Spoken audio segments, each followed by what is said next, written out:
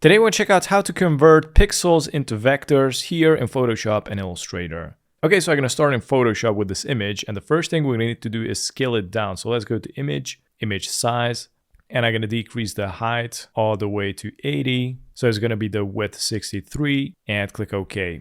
I'm gonna zoom in, and now let's go back to Image, Mode, and select Indexed Color. And here I'm gonna go with the default settings, click OK. Let's go back to Image again, go to Mode, and select RGB Color.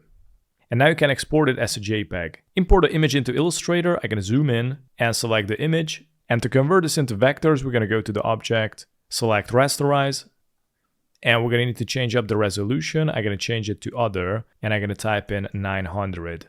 Click OK, and let's go back to the object. And now we got a new option here, which is the Create Object Mosaic. Click on it.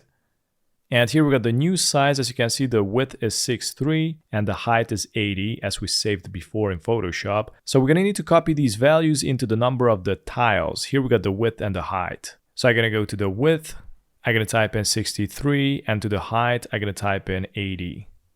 Click OK. Wait for a moment.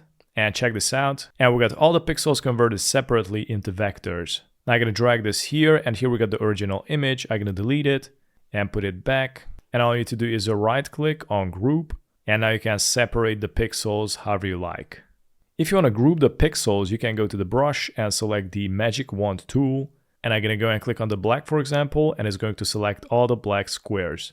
A right click, select Group. And I'm gonna do the same thing with the rest of the colors. And now you can go and do some dope screen printing. And that's how you convert your pixel art in vectors here in Photoshop and Illustrator. Thanks for watching.